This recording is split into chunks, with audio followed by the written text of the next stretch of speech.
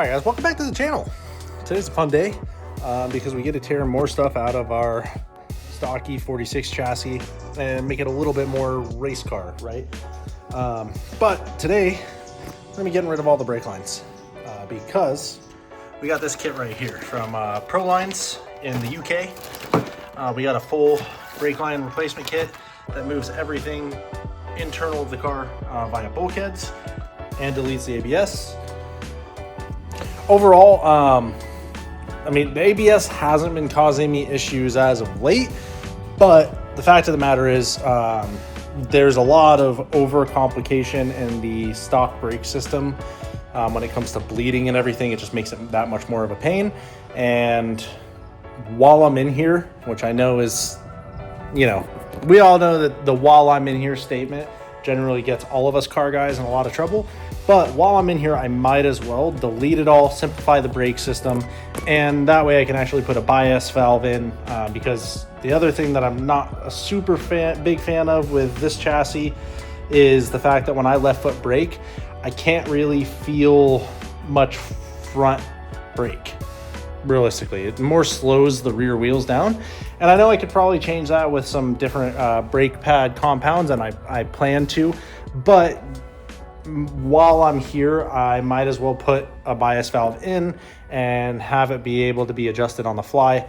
I think that's going to really make my life a little bit easier, and it just gives me a little bit more functionality out of the car. So without further ado, I'm going to get to starting on this job that I'm really not stoked on. I hate working with brake fluid. I just don't like getting it on my hands or on anything. It's messy and it's gross and it eats everything. But yeah, I'm rambling now to put it off. Let's just get started.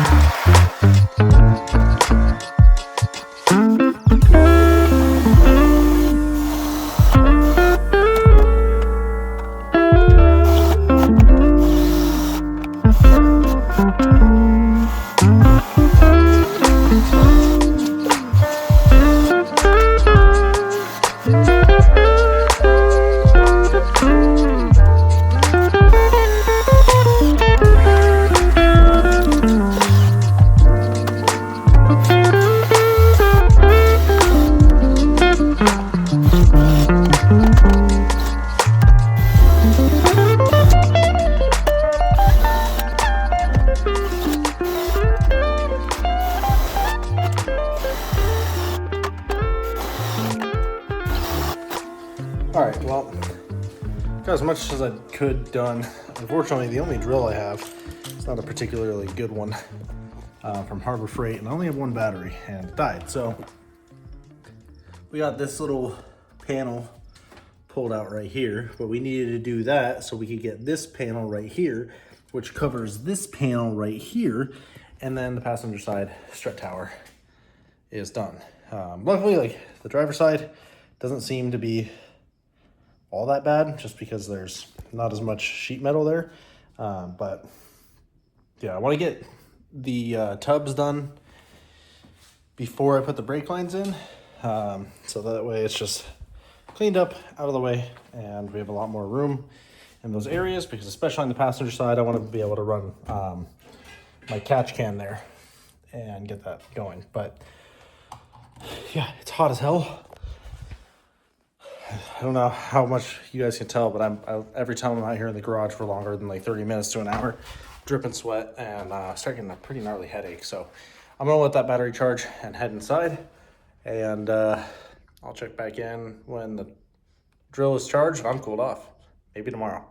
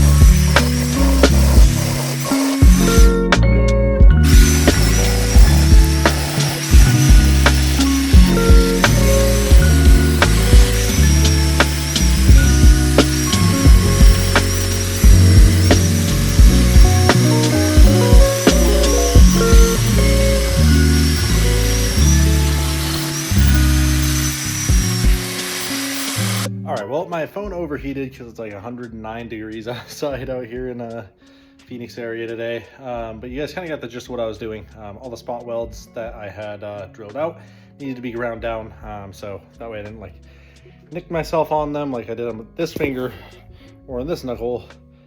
But we got all the spot welds ground down. Don't mind that little hole right there. I gotta fix that. Got this one cut back behind the brake booster, so that way the header clears. So now I went ahead and ran out. There's a local shop here called Space Age Auto Paint, and they're able to mix up custom paint colors or OEM paint colors. If you guys remember when we painted the wide body, that's where I went to get the steel blue metallic paint in rattle cans. So got that. I'm gonna go ahead and use some acetone and just clean behind the strut towers and around where I need to paint. Then I'm going to scuff it, and then I'm going to clean it again, and then we're going to run some self-etch primer along the areas that we ground down, just to kind of protect from rust. And then we'll go ahead and lay some touch up as far as paint is concerned on the areas that we ground, so that way, I don't know, the engine bay just looks clean and it doesn't look all fucked up.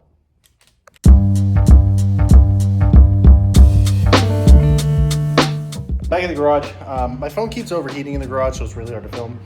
But I went ahead and primed and laid down the first coat of single stage, and so far, not looking too shabby. I gotta feather it a little bit more, but I'm gonna do that on the second and third coats. Realistically, I'm not going for a perfect finish. As long as it's the same color-ish, I'll be happy with it. But looking a lot better. All right, guys. Well, next day after painting the strut towers where I trimmed the cubbies out, single stage definitely is a little bit shinier than like what came from factory.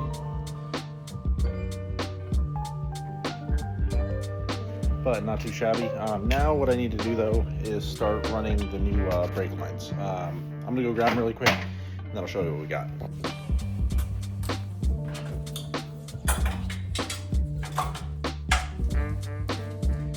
All right, guys. So here's what we're working with. This is gonna be the fronts. It's a really simple setup from ProLines. They're a company on the UK.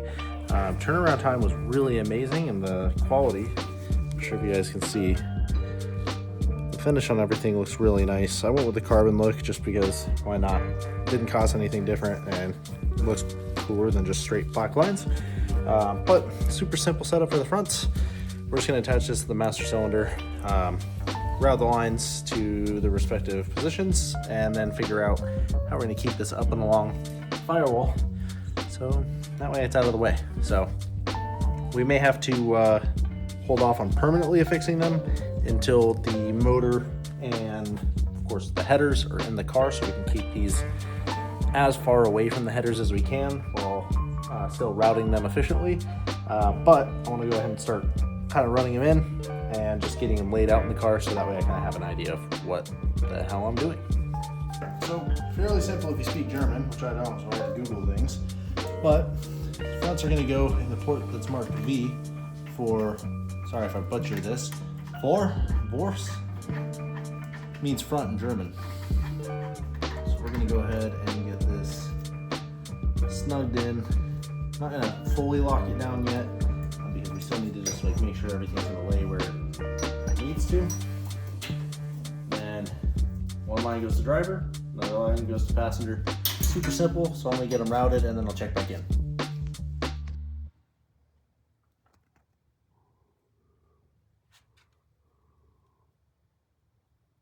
All right, a couple days later, guys, and I didn't film a whole hell of a lot, but I kind of got in the zone a little bit. Dude, it gets hot here.